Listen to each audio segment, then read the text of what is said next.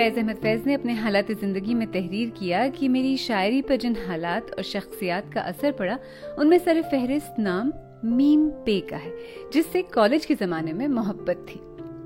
Doctor Ayub Mirza अपनी किताब हम के ठहरे अजनबी में लिखते हैं कि पिंडी क्लब के लॉन में एक खामोश शाम में हम और फैज बैठे थे।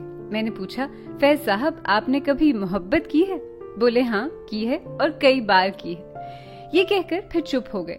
सीरियसली? मैंने पूछा। बोले हाँ, तुम्हारा मतलब पहली मोहब्बत से है ना? मोहब्बत पहली ही होती है, उसके बाद सब कुछ हेरा फेरी है। मैं हूं आलिया नाज़की और आप सुन रहे हैं BBC उर्दू की ऑडियो स्टोरी, जिसे तहरीर किया है अकील अब्बास जाफरी ने। अयूब मिर्जा लिखते हैं कि पहली मोहब्बत में दोनों जहान हारने के बाद फैज MAO कॉलेज अमृतसर पहुंचे। उनकी अजब कैफियत थी। मोहब्बत के मैदान में पहले तजुर्बे का अहम तरीन पहलू तहय्युर होता है। इस तहय्युर के आलम गोमगो में फैज अमृतसर के शहर में गुआच गए। आखिर नासिर ने लिखा है कि अमृतसर में उनकी मुलाकात एक दानिश्वर जोड़े से हुई। उनके नाम थे साहिबजादा महमूदुल जफर और डॉक्टर रशीद जहां। साहिबजादा साहब MAO कॉलेज के वाइस प्रिंसिपल थे और उनकी बेगम पेशे के लिहाज से डॉक्टर थीं। दोनों मियाँ बीवी मार्क्सिस्ट थे। उन दिनों यूरोप में तरक्की पसंद तहरीक उभरना शुरू हो गई थी। उधर फैज साहब का ये आशिकी का जमाना था। फैज साहब का इन दोनों से राब्ता हुआ, फिर ये ताल्लुक चाहत में बदल गया। अयूब मिर्जा लिखते हैं कि गौर फरमाएं, फैज साहब कभी बैडमिंटन खेल रहे हैं तो कभी क्रिकेट टीम की तश्कील कर रहे हैं। डॉक्टर रशीद जहां की निगाह दूर रस ने इस तन्हा लेक्चरर को भांप लिया। पूछा, मामला क्या है? किसी कामकाज में तेरा जी नहीं लगता? जब फैज ने जवाब में तकल्लुफ किया तो बिला तकल्लुफ बोली, मोहब्बत में नाकामी, और फैज ने इस बात में सर हिला दिया। डॉक्टर साहब ने मशवरा दिया, ये हादसा तुम्हारी जात वाहिद का बहुत बड़ा हादसा हो सकता है, मगर ये इतना बड़ा भी नहीं कि जिंदगी बेमानी हो जाए। उन्होंने फैज को एक किताब मुताल्ले के लिए दी और फिर मिलने के लिए कहा। बकौल फैज उन्होंने इस किताब को पढ़ा और उन पर 14 तबक रोशन हो चुके थे। ये किताब कार्ल मार्क्स और एंजल्स की कम्युनिस्ट मैनिफेस्टो थी। आखिर नासिर के बकौल ये वाकया फैज की जिंदगी का एक अहम मोड़ बन गया और उनकी शायरी और उनका जहनी रुझान बदल गया। वो गरीबों, मुफलिसों, जरूरतमंदों, मजबूर और मफलूकुल हाल अवाम के शायर बन गए। अपने इन जज्बात के इजहार के लिए ये उनकी पहली नज़्म थी, जिसे उनकी शायरी का अहम तरीन संग मील समझा जाता है। मुझसे पहली सी मोहब्बत मेरी महबूब न मांग एक उभरते हुए अजीम शायर का ऐलान था कि अब उसके शेर और उसके ख्याल अवाम की अमानत है। मुझसे पहली सी मोहब्बत मेरी महबूब न मांग, मैंने समझा था कि तू है तो दरख्शां है हयात, तेरा गम है तो गम दहर का झगड़ा क्या है, तेरी सूरत से है आलम में बहारों को सबात, तेरी आंखों के सिवा दुनिया में रखा क्या है, तू जो मिल जाए तो तकदीर निगूं हो जाए, यूं न था मैंने फकत चाहा था यूं हो जाए। और भी दुख हैं जमाने में मोहब्बत के सिवा, राहतें और भी हैं वस्ल की राहत के सिवा, अनगिनत सदियों के तारीक बहीमान तिलिस्म, रेशमो अतलसो कम ख्वाब में बनवाए हुए, जा बजा बिकते हुए कूचो बाजार में जिस्म, खाक में लुथड़े हुए खून में नहलाए हुए, जिस्म निकले हुए अमराज के तन्नूरों से, पीप बहती हुई गलते हुए नासूरों से, लौट जाती है उधर को भी नजर, क्या कीजिए अब भी दिलकश है तेरा हुस्न, मगर क्या कीजिए। और भी दुख हैं जमाने में मोहब्बत के सिवा, राहतें और भी हैं वस्ल की राहत के सिवा, मुझसे पहली सी मोहब्बत मेरी महबूब न मांग। फैज की ये पहली मोहब्बत किस शहर में परवान चढ़ी थी, इस बारे में मुख्तलिफ लोगों ने मुख्तलिफ शहरों का नाम लिया है। हमीद नसीम ने अफकार के फैज नंबर में शाया होने वाले अपने मजमून कुछ फैज साहब के बारे में लिखा है कि फैज साहब से मेरा तारुफ मेरे बड़े भाई रशीद भाई ने करवाया और उनके बारे में बताया कि गवर्नमेंट कॉलेज लाहौर में MA में पढ़ते हैं और मुल्तान में मुकीम एक लड़की से इश्क करते हैं। फैज साहब की इस दौर की तमाम नज़्मों का मुहर्रिक और महबूब यही खातून थी जो अपने नीम ख्वाब शबिस्तान में फैज साहब का इंतजार करती थी। आखिर नासिर ने अपनी किताब हम जीते जी मसरूफ रहे में फैज की नज़्म रकीब से का पस मंज़र लिखते हुए कहा कि इस नज़्म के शान नज़ूल के बारे में मुझे कुछ मदद अमृता प्रीतम के साथ फैज साहब की गुफ्तगू से मिली, जिसके दौरान फैज साहब ने बड़ी बेतकल्लुफी से अमृता प्रीतम से कहा था, ले हुण तेनू दस्सां मैं पहला इश्क 18 वरियां दी उम्र च कीता सी। सवाल हुआ कि उसे जिंदगी में हासिल क्यों न किया, तो जवाब था कि हिम्मत कब होती थी उस वक्त जबान खोलने की। फिर उसका ब्याह किसी डोगरे जागीरदार के साथ हो गया।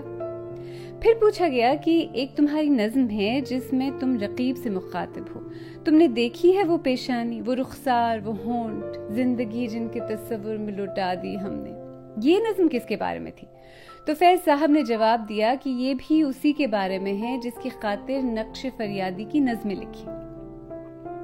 आखिर नासिर लिखते हैं कि ये फैज साहब का पहला इश्क था। उनकी महबूबा का ताल्लुक एक अफगान घराने से था। ये नौम्र लड़की सियालकोट में उनके हमसाये में रहती थी और फैज साहब कमरे की खिड़की से उसको आते जाते देखा करते थे। चूंकि तब्बन बहुत शर्मीले थे, इसलिए बात करने की हिम्मत न पड़ती थी। ये बातें खुद फैज साहब ने ज़ोहरा निगाह को बताईं, जिनसे उनके बड़े करीबी रवाबित थे। ज़ोहरा आपा ने मुझसे कहा, फैज साहब उस लड़की से बेपनाह मोहब्बत करते थे। उन्होंने अपनी इस दीवानगी में उसके लिए खूबसूरत शेरों के ढेर लगा दिए। उनका इश्क अपने शबाब पर था, जब तालीम के लिए उन्हें सियालकोट से लाहौर जाना पड़ा। फैज साहब ने बताया कि फिर हुआ यूं कि हम एक बार छुट्टियों में लाहौर से वापस आए तो खुली खिड़की की दूसरी जानिब वो चेहरा नजर न आया। हमने किसी से दरियाफ्त किया तो पता चला उसकी शादी हो गई। फैज साहब के लिए ये खबर बड़ी अंदोहनाक थी। वो टूटे दिल से वापस लाहौर चले गए और मुद्दतों इस गम को भुलाने की कोशिश करते रहे। फिर खासा अरसा गुजर जाने के बाद वो एक बार फिर सियालकोट आए तो उनकी महबूबा भी आई हुई थी।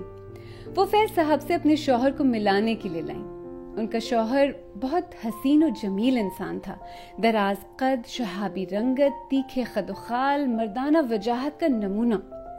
फैज साहब से मिलकर वो दोनों रुखसत हो गए, मगर थोड़ी देर बाद वो फिर वापस आई। इस बार अकेली थी, सिर्फ ये कहने के लिए, तुमने देखा मेरा शौहर किस कदर खूबसूरत है। फैज साहब कहते हैं कि बस इसका यही फिक्रा नज़्म रकीब से की तख्लीक का सबब बना। फैज साहब की साहिबजादी सलीमा हाशमी ने अपने मजमून फैज एंड परफॉर्मिंग आर्ट्स में फैज साहब के हवाले से बताया है कि मैं रफ्ता रफ्ता शायर बनता गया। 2-3 अनासिर ने ये राह तय की। पहला जज्बा जिसने ये इज़्तिरार पैदा किया कि हम अपनी अज़ियतों का इजहार शायरी में करें, ये था कि हमें इश्क हो गया, जैसा कि इस उम्र में सबको होता है। 17-18 साल की उम्र में हम एक अफगान लड़की से इश्क हुआ जो बचपन में हमारे साथ खेला करती थी। उसके घर वाले अफगानिस्तान से उसी वक्त आए थे जब वालिद साहब आए। वो फैसलाबाद यानी लायलपुर के एक गांव में आबाद हुए। मेरी बहन की शादी भी उसी गांव में हुई, चुनाचे हम बहन से मिलने के लिए वहां जाते थे। एक सुबह हम जागे तो एक हसीन लड़की अपने तोते को दाना खिला रही थी। उसने हमें देखा, हमने उसे देखा और दोनों में मोहब्बत हो गई, बल्कि हमें हो गई। रिवायत के मुताबिक हम राजदारी से एक दूसरे का हाथ थाम लेते थे, लेकिन हम इससे आगे न जा सके। उसकी शादी किसी अमीर जमींदार से हो गई और हम हमेशा के लिए दुखी दुखी रहने लगे, 8 साल तक। अब आइए अशफाक बुखारी की तहकीक की तरफ। वो अपनी किताब फैज अहमद फैज चंद नई दरियाफ्तें में इसी रिवायत की तस्दीक करते हैं। उन्होंने लिखा कि फैज अहमद फैज की हमशीरा बिल्किस बानो सन 1922 में शादी के बाद लायलपुर में आबाद हुई। उनके शौहर चौधरी नजीबुल्लाह पेशे के एतबार से वकील थे। सन 1923 में जब उनके यहाँ पहली विलादत हुई तो बिल्किस बानो की वालदा सुल्तान फातिमा अपने तीनों बेटों तुफैल अहमद, फैज अहमद और इनायत अहमद के साथ सियालकोट से लायलपुर आई थी। 1929 में फैज साहब दूसरी मर्तबा लायलपुर आए। उस वक्त उनकी उम्र 18 बरस थी। फैज साहब ने अमृता प्रीतम को दिए गए अपने इंटरव्यू में भी यही बताया था कि जब वो पहली मर्तबा इश्क में मुब्तला हुए तो उस वक्त उनकी उम्र 18 साल थी। यही बात सलीमा हाशमी ने भी लिखी। फैज अहमद फैज उस वक्त गवर्नमेंट कॉलेज लाहौर में 3rd ईयर के तालिब इल्म थे। फैज की एक अजीजा शफकत सुल्तान ने अशफाक बुखारी को बताया कि चिन्योट बाजार में वाक़े हमारी हवेली के दरवाजे और खिड़कियां बाजार और गली दोनों जानिब खुलते थे। नीचे बहुत बड़े बड़े कमरे थे, उनके आगे बहुत वसी सहन था। इन कमरों में काबुल से आते जाते मेहमान ठहरा करते। इन कमरों के ऊपर की छत उन्हीं मेहमानों के लिए मखसूस थी, क्योंकि हवेली 3 मंजिला थी। हमारे अपने खानदान के लोग तीसरी मंजिल पर सोया करते थे। हमारे साथ की हवेली की बनावट भी ऐसी ही थी। दोनों के दरमियान दीवार तो थी, मगर एक छत पर खड़े हों तो दूसरी जानिब के लोग साफ दिखाई देते थे।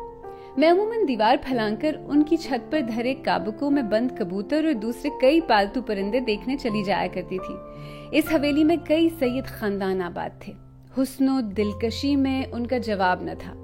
मुझे खानदान में होने वाली सरगोशियों की बाद में समझ आने लगी कि मामू फैज को उनमें से किसी से मोहब्बत हो गई है। सलीमा हाशमी ने मुझसे पहली सी मोहब्बत मेरी महबूब नमांग के बारे में लिखा है कि शायद फैज की बेहतरीन नज्म न हो, लेकिन ये सबसे ज्यादा मकबूल और बिलाशुबा उनकी पहचान मानी जाती है।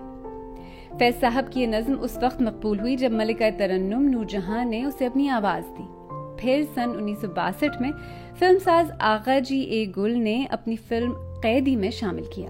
कैदी के मौसीकार रशीद अतरे थे। नूरजहां की आवाज में नज्म इतनी मकबूल हुई कि फैज साहब कहा करते थे कि भाई अब ये नज्म हमारी नहीं, हमने तो ये मैडम नूरजहां को दे दी।